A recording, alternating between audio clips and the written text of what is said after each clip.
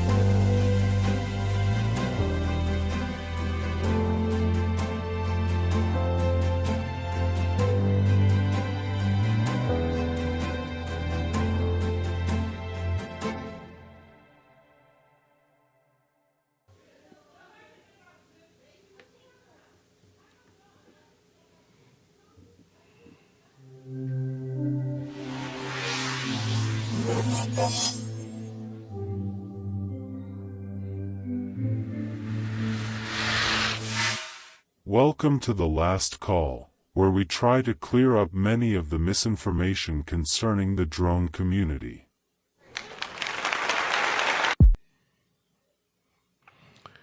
Hey, hello to everyone. This is Dre here, Recovery One Drones. Let me know if you cannot hear me or you can't hear me in the chat.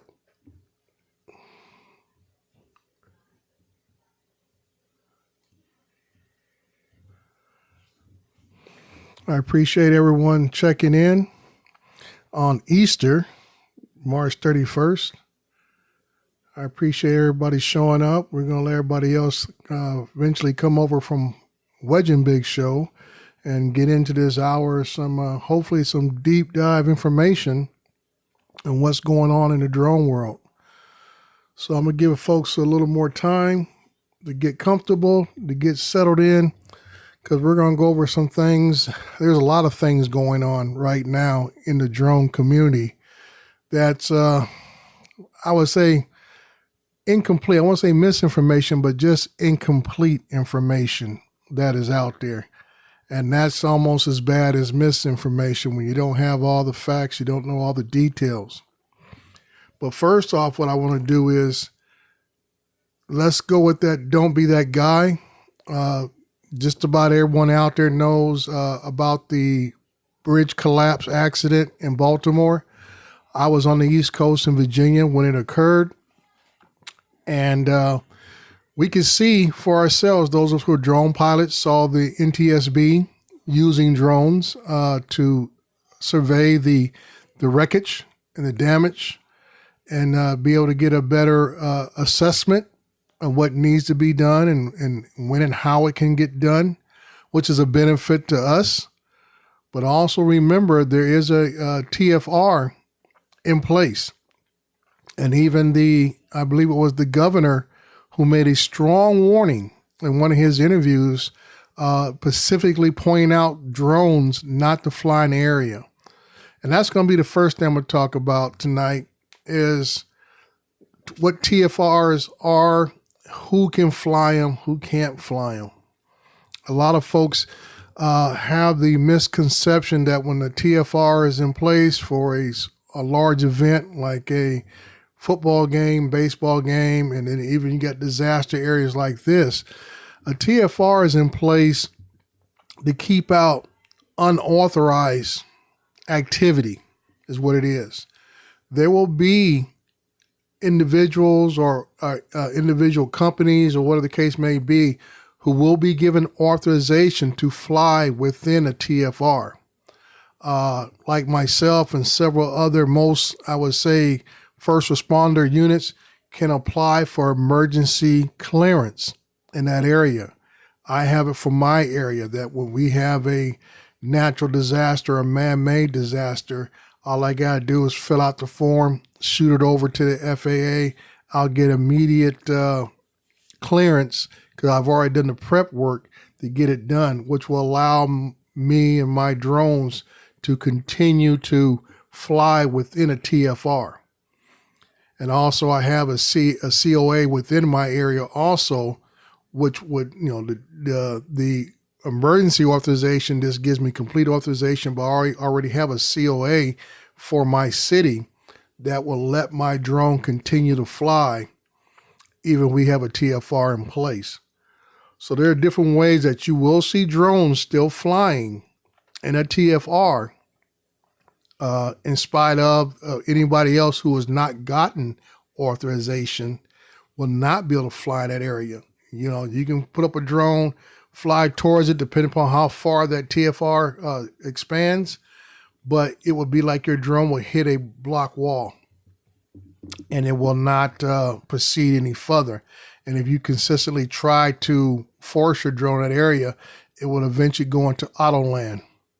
And that's an uncomfortable feeling because you won't gain control of that drone. It may just be suspended in the air till you get the low battery, and then it will start coming down from that point. And that's a very uncomfortable feeling when you have no control of your drone, and not until the last few minutes, if that you be able to regain control when it's on the way down. And you want to make sure it goes down in the right place and not over some structures or worse yet over water. and that can happen.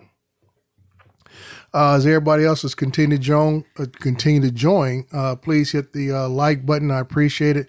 That will allow this information to go out further because, as you guys know, the algorithms of YouTube, the more likes you get or even dislikes you get, the information, your video keeps popping up in other people's feeds. And one of the things I've learned of late that getting information out there is critical. A lot of people depend upon influencers. I don't consider myself an influencer, but I'm just trying to give out accurate information. Rely upon influence and reviewers to get their information about drones. But hopefully this is why I'm doing this show itself. The last call is most times when you hear about activities being the last call, whatever, is usually the final word of what's been taking place, the final call for the night and everything else. So once again, I will welcome all of you into the last word. I appreciate you being here. Now that I got a few more folks in here, I only got an hour, and I know Uncle Bill comes up at 7 my time. I guess it'll be about 10 o'clock East Coast time, so I don't want to overlap anybody's shows. As we all know, there is a bill making its way through the halls of our federal government. It's in Congress right now. I think it just cleared committee, and it's basically the CCP Anti-Drone Act bill. And first of all, what I'm going to do is to give you guys a little background on our drones, or most of the drones we fly, our drones in general. And I'm going to switch you over to this one right here, to the DJI list and a few other drone companies. DJI is a Chinese technology company based in Shenzhen, China. It's also called Daijing Innovations, Science and Technology. It was founded back in 2006 by Frank Wang. Frank Wang was educated here in the United States and took that knowledge he was taught here, took it back to China, and he started DJI. Okay. DJI, this information, some of it's a little bit dated, but it gives me a general information about quite a few companies that I want to talk about. We all know DJI. We all know they probably got about, this says 50% of the global market. We know here in the United States is more close, like 80%. Okay. The next company is called Zero. Okay.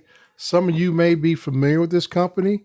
They do have, they do make drones under their own name, but they make a number of drones under other brands. And they make what we call OEM drones also. So they also are based in Shenzhen, China. They have another company in Beijing, China, Zero UAV Tech. I believe they have offices in different parts of the world. I think they have one, they have one in the Netherlands, Hong Kong, and in the United States. They have a corporate office. But the drones are manufactured. They are basically put together, or the parts are there made in China. Okay, they do make Pacific drones with their brand on it, called the E1100 Eagle Eye, the E-Epic Swift Explorer, and the Zero series. Now we're probably more familiar with the Zero series here in the States because I think it may go under Zero Robotics. And so we'll slide up to the next one. It's FlyPro. Is the next company. FlyPro is another Shenzhen-based drone manufacturer. It is known for its high quality and advanced sports and consumer electronic drones. It is also known for developing related technologies like optical avoidance, visual positioning systems, voice control systems, and advanced flight control systems. Their most popular product line includes the PX400 FPV. I'm not much of an FPV, so FPV guys might be able to recognize that. And another one called the X-Eagle UAV. Some of their models use unique technologies like automatic optical avoidance and watch control systems. They were started back in 2012. I guess their latest FPV model is called the X-Jaguar. is known for best extreme sports racing drone. Okay. And then they say here, what caught my eyes is other than their own branded drones, FlyPro also offers application solutions along with offering OEM and ODM drones. And what's the difference? OEM is something they build and they sell it to a third party, or what they call ODM is drones. Once again, they build it, they sell it out to another reseller and let them put their brand on it. Just like the old EXO drones, this is the kind of stuff they can do where they can rebrand a drone that is made by somebody else. And then another company called Ehang. Ehang has been more recognized as making the people level drones where they have like a drone taxi, full size drone, but they do make small drones and they do supply parts for small drones. They have offices in Shanghai, Beijing, Dusseldorf, and California. But everything is made and produced out of China. They've been around since 2014. Okay. And then we're going to go to another one here. Some people remember this name. They used to be a pretty big name in the consumer world, and that's Unique. Unique is one of the oldest companies as far as making drones. They were founded way back in 1999. Okay, so they're one of the oldest companies around. They're based out of China. They also are more known for the popular models by Unique are the Breeze, the Typhoon H, the Typhoon 4K. They also manufacture both hexcopters and quadcopter drones. And they also make accessories that include batteries, propellers, and so on. So like I say, they also sell their drones and UAVs under their own brand names. And I guess they do some OEM sales also. I'm going through this kind of fast because I want to go through the legislation in a little more detail. The next company, which this name here I've seen on phones and other electronics, is Xiaomi drones. Xiaomi was founded in 2010, based in Beijing. The company is known for its smartphones, as it is ranked at the 5th largest smartphone manufacturer in the world, but it also produces drones. Okay. Now I'm going to go ahead and change up here for a second, get back to you guys while I'm changing my documentation here. All right. So the reason why I read that list was you get a mixture of information, and that's why I say incomplete information about what's in this this bill, this CCP bill, anti-drone bill, whatever you want to call it at that point. And I got into a full-blown 20, 30-minute back and forth with a person on Facebook trying to let them know that, people say, oh, it's a DJI ban, so I'll go buy an Autel. It's a DJI ban, so I'll go buy something else that's basically they're all made in China. And they keep saying, no, this bill is just for DJI. I said, no, it's not. Not at all. So that's where we're going to go next, is that we're going to go here to the bill. So as you see here in the bill information, hopefully my computer keeps up. I don't know if it is or not. Yeah, we're there. Okay, let's go with this picture first. I want you guys to get the full shot. Okay, originally this bill started way back in 2023. I want to say February 2023. And it's American Security Drone Act of 2023. This is how long this bill's been going through the process.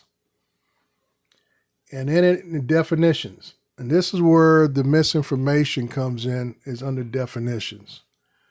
And it actually refers you to another section that tells you what the word definitions mean. No big deal. It's under 4408 something and under Title 49. And it says the term covered foreign entity means an entity included on a list developed and maintained by the Federal Acquisition Security Council and published in the System for Award Management, short abbreviation SAM. The list will include entities in the following categories.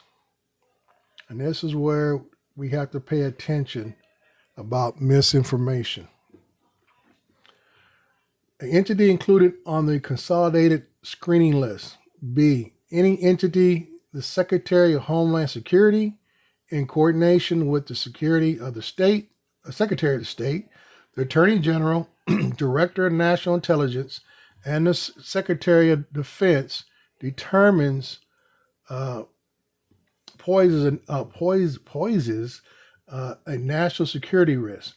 Any entity domiciled in the People's Republic of China or subject to influence or owned or controlled by the government of the People's Republic of China or the Communist Party of the People's Republic of China, as determined by the Secretary of Homeland Security in coordination with the Secretary of State. Any subsidiaries or affiliates of any entity described in subparagraph A through D will be under this list presented for. So as I just went through there, did anybody see the acronym for DGI? Anybody see the acronym for Unique, EHang, FlyPro, or any other company? It basically said any entity based out of China has affiliates that are tied to China are basically going to be on this list, are covered by this list. Okay? So that's why I tell people, this guy I was back and forth with, show me the documentation, show me the bill that specified DGI is the only company getting banned here. And it's not in there that way. They don't word it like that. Okay? It's not worded that way. Tom, thanks for joining. I'll get to this at the end. I just want to dismiss some misinformation at this point. And my total analysis of this bill will be coming towards the end of this. So let me roll through this. So as we go through the covered list, and it talks about different branches of the intelligence community and other different places, National Security Act of 1947, and so on and so forth, we finally get down to the procurement of covered unmanned aircraft systems from covered foreign entities. And the reason why it keeps using this type of language, because this list needs to be flexible. Right now, it's under China. A year from now, it may include other countries or manufacturers that can be added to this list. So that's why there's no specific naming of companies anywhere in this documentation. Now here on the 9A, in general, except as provided under subsections B through F, the head of an executive agency may not procure any covered unmanned aircraft system that is manufactured or assembled by or covered foreign entity, which includes associated elements related to collection and transmission of sensitive information, consisting of communication links and the components that control the unmanned aircraft that enable the operator to operate the aircraft in the National Airspace System. The Federal Acquisition Security Council, in coordination with the Secretary of Transportation, shall develop and update a list of associated elements. Remember, I just talked about a list. That list can be updated, and it can include other companies. Even these Chinese companies try to sell off their products to somebody else who can say it was assembled in another country that is not directly on the list. If the parts inside the drone are based out of a Chinese company, it gets on the list. Okay. Now we always have the exemption. This is what this makes this bill, as what I like to refer to as a paper tiger. exemptions, starting at number 21. The Secretary of Homeland Security, the Secretary of State, the Secretary of Defense, and the Attorney General are exempt from the restrictions under subsection A if the procurement is required in the national interest of the United States, and then it goes over to is for the sole purpose of research, evaluation, training, testing, or analysis for electronic warfare, information warfare operations, cybersecurity, or development of unmanned aircraft system or counter unmanned aircraft system technology. Is for the sole purpose of conducting counterterrorism or counterintelligence activities, protective missions, or federal criminal or national security investigations, including forensic examinations, and for electronic warfare information, warfare operations, cybersecurity, or development of an unmanned aircraft system or counter unmanned aircraft system technology. And while highlighted here is a unmanned aircraft system that is procured or as modified after procurement, but before operational use can no longer transfer to or download data from a covered foreign entity and otherwise pose no national security, cybersecurity risk as determined by the exempting official. So basically what I just all told you at this point, the only people who possibly can be affected by this is at the federal level. Okay.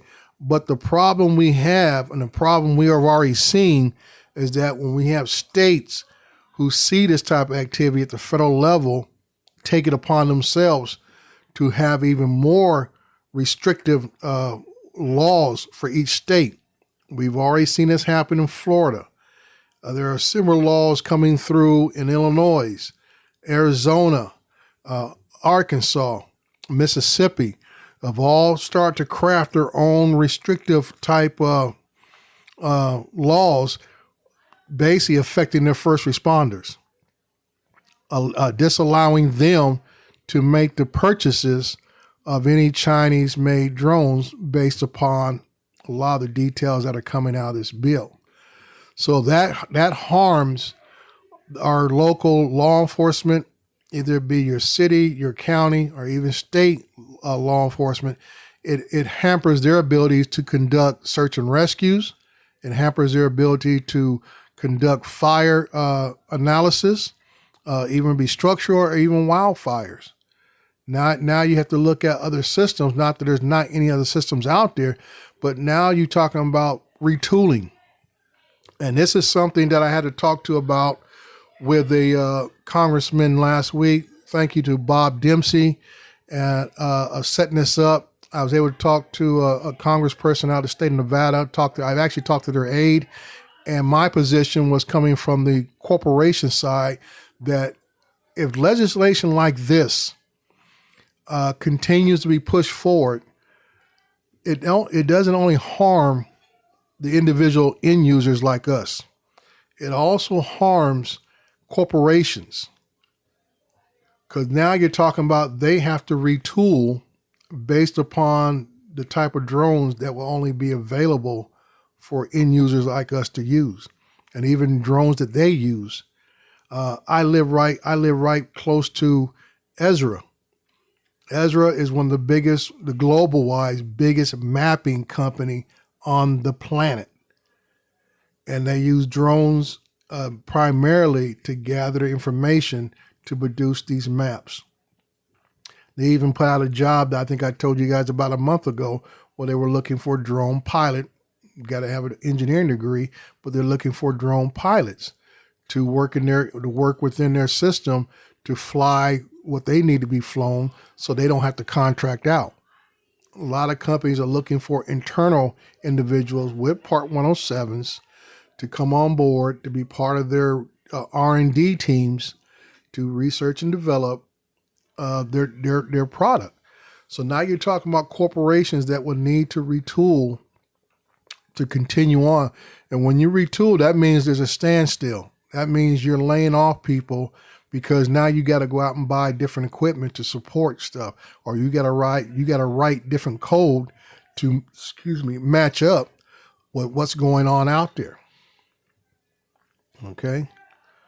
So these are the type of things that you have to be concerned with. These are the type of things that I talk to the aide about. Is not just us end users having to deal with the problem of maybe have to go through different things, is that it also affects the Fortune 500 companies out there who use drones for their work efforts. And now you're talking about locals' economy, just like they talk about the bridge damage here. The Port of Baltimore is the largest and busiest port on the East Coast. And if you paid attention to the interviews, or I say the press conference by the local mayor, the governor, and some of the officials, they talk about $24 million a day. That port is not open. And guess what? That means the dock workers there, they're not getting any work because there's no ships coming in and there's no ships to load to get out. So like I'm saying, that different things can affect and have a trickle-down effect down to individuals, down to corporations, that cause them to have hiccups, which means that individual workers will suffer, because that means they're not getting paid and so forth. So I say there's a lot of moving pieces when legislation like this comes about. Now, what I get critical about all of this is that I didn't think this bill was going to go anywhere, to tell you the truth. And we had another bill a few months back. It kind of fizzled out. This one's kind of growing some legs. And what got me a little bit nervous was the expediency of how a Congress who has not passed or has passed the lowest amount of legislation in the almost 200 years of this country, until they got together and put together a bipartisan bill to put TikTok on the chopping block. I mean, they're giving the corporation of TikTok out by selling off its Chinese connections. But like, once again, this Chinese paranoia, and it could be legitimate. Like I said, we don't get all the data that is out there as far as cybersecurity efforts and what the Chinese is doing, or what they are capable of doing, or what the actual possibilities are. We don't get that privilege as everyday citizens. But like I said, just from the briefing from the FBI and other NAS agencies, they put together this bill against TikTok in a matter of a week or two. And it zoomed through the House. Now it's on its way over to the Senate. And we'll see where it goes from there.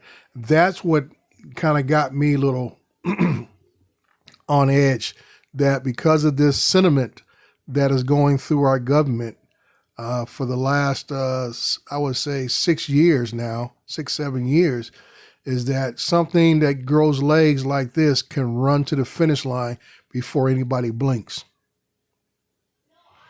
So that is the reason why I brought this subject up.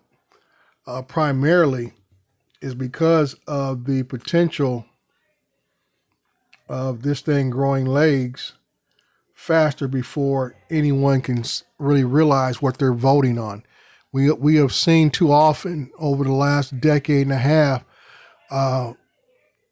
Congress and the Senate passing bills that most people haven't even read. They, like I said, like most people, they read the headlines and they make a decision without looking for the details of what's going on. And that's sad that we have elected officials, people that we elect, not doing, as we would say, doing their homework for the most part, and getting things done and doing things in a prudent manner. So like I said, it's always important to pay attention what's going on in your local community, your state level, along with the federal level, because it's very obvious that we can't just solely depend upon those who we elect to look out for our best interests. And that's the sad part, because we're supposed to be able to rely upon these people to have our best interests at heart. and it doesn't seem to work that way. It just seems that they have more of the special interests at their best interest, because once you get in office, your whole goal is to stay in office, to get ready for the next election cycle, 4 years or 6 years down the road. And that's unfortunate. So that was my take on that, is to let people know that this bill or any future bills will have similar language in it for the most part, as far as lists of who's getting banned and who's not getting banned. We all know, if you don't know, 90% of the drones that are produced on this planet come out of China. Most other companies only make one drone, if that, and most of them are all making commercial level drones, what we call enterprise level drones. So the consumer market is basically being pushed to the side and shunned out, So that's what I'm saying, that, you're talking about, help the, American company stuff, but the American companies are not helping themselves when they have already abandoned the consumer market. And basically, even those of us like myself who are in the lower end or mid-tier area of the enterprise area level, they're not making anything unuseful. I mean, I have what they consider a fairly expensive drone with an M30T, but if I had to buy an American equivalent, I was double the cost of what I spent for the M30T. So I paid around 15, 16 grand for that. I would pay almost close to 30 grand for an American built equivalent of my M30T. And that's the sad part, that, I would like to buy American drones. I had no real preference for Chinese drones, but the American manufacturers have abandoned those of us who are here, and that's the sad part, that they try to put it on us, and it's not us, it's the manufacturers who are not supporting who we are. So that's part of the problem. So we're going to move on to our next thing. We're going to talk about the great state of Arkansas next. And I picked Arkansas for a real purpose, because they have some real vague laws concerning drones and who determines what's good and what's bad. And so we're going to go to Arkansas here. Let me do some changes here with that. And we're going to do some side-by-side work here. Let me see. We'll do this and do this, and we'll get that going and that going. Okay. Here we go. Arkansas. Those of you who live in Arkansas, the great state of, I call it the great state of Walmart myself, because it's like it's all Walmart ran. I would say the was it the Walton family or Walmart? So here we are, great state of Arkansas. And like I told you before, this first part is almost like boilerplate information. For hobbyist drone flights are allowed. Hobbyist drone pilot license may be required for certain operations. A trust test is required. There you go. Here you go again. Hobbyist drone registration is required for hobbyists flying a drone of more than 0.55 pounds. And then drone remote ID is required for hobbyists, although full implementation is delayed. We know now remote ID is 100% enforced and running. Drone insurance is not required, but recommended for hobbyist drone operations. Okay, we'll go to the commercial side and what the requirements are now. Commercial drone flights are allowed. A commercial drone pilot license is required. That means your Part 107 card. Commercial drone registration is required in Arkansas. If you got your 107, they pretty much can guess that you have registered your drone. Plus, it's supposed to be marked on the outside. Drone remote ID is required. Same thing there. It is enforced, so drone needs to have remote ID internally or have a module on top. Drone insurance is not required but recommended for commercial drone operations. So that's the boilerplate I have found. Just about every state says that. Okay. Here we get a little tricky. This next part. No drone operator must knowingly record a person or persons using a UAS to conduct surveillance or gather evidence, nor shall they collect information on critical infrastructures without formal written consent from the structure's owner.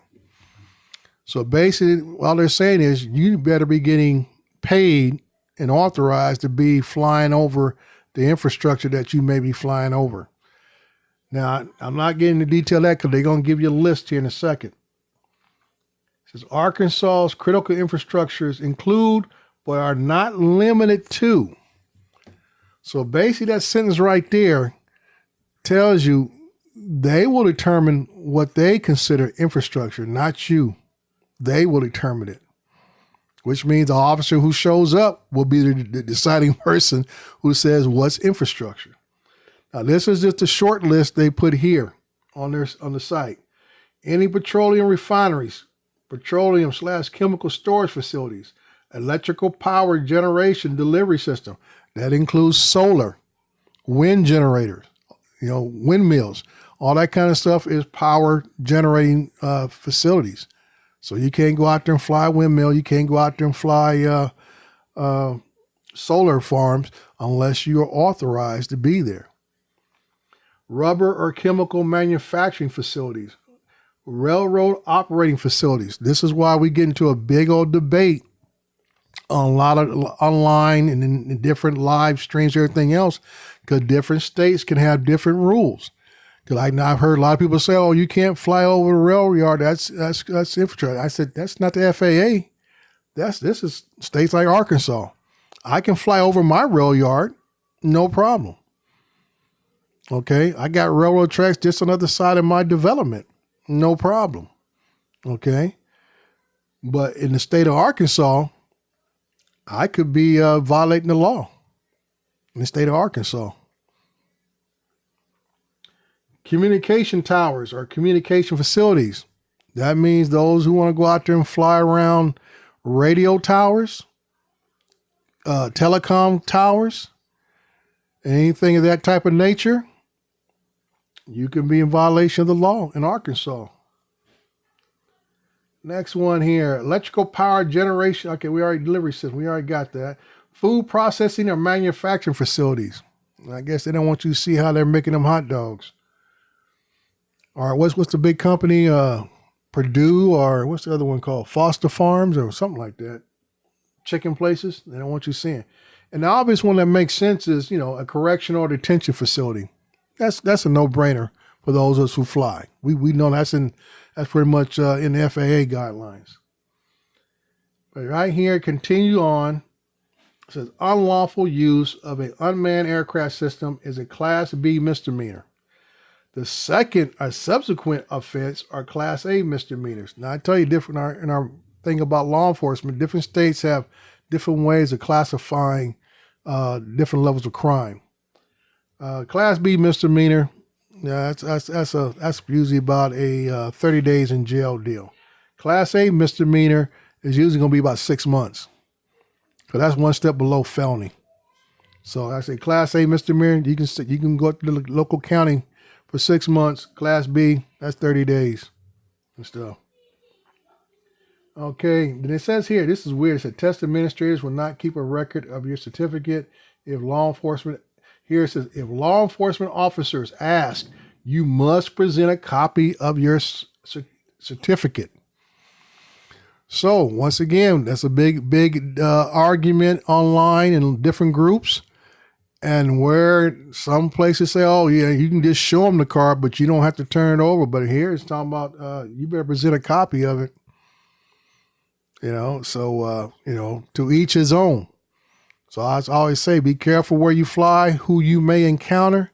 If it be local law enforcement, state officers, or FAA officials, which include the TSA, you're required to produce your test certification, your trust. I'm sorry, trust certification.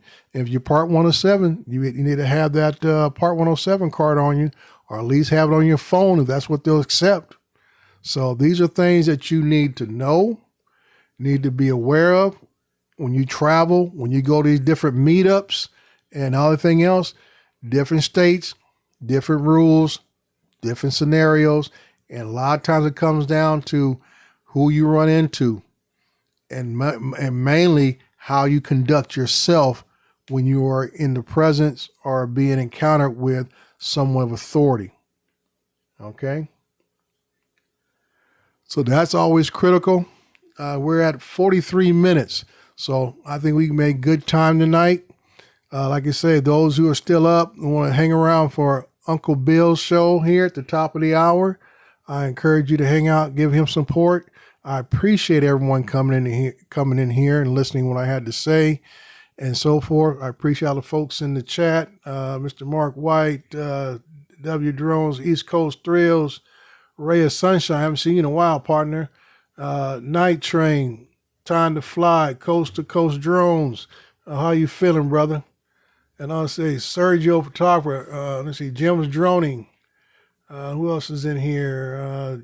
Joe, USA Drone Flyer. Jim's Droning from Canada. Steven Drones. All right. But like I say, folks, this is I do this to try to clear up some misinformation. This is not Draymond talking off the top of my head. This is why I do bring the documents. So you can read it as I'm reading it to you. So it ain't like you're going to say, hey, Dre's just run off at the mouth, talking and anything like that. I don't want that to be the way you get your information. I want you to see it for yourself. So I did my homework so I can help you do your homework. So once again, this is Dre, Recover One Drones. I appreciate everybody stopping in, and I will see you at the end of next month for the last call. Hey folks, that's the last call. You may not have to go home, but you got to get the heck out of here. Bye-bye.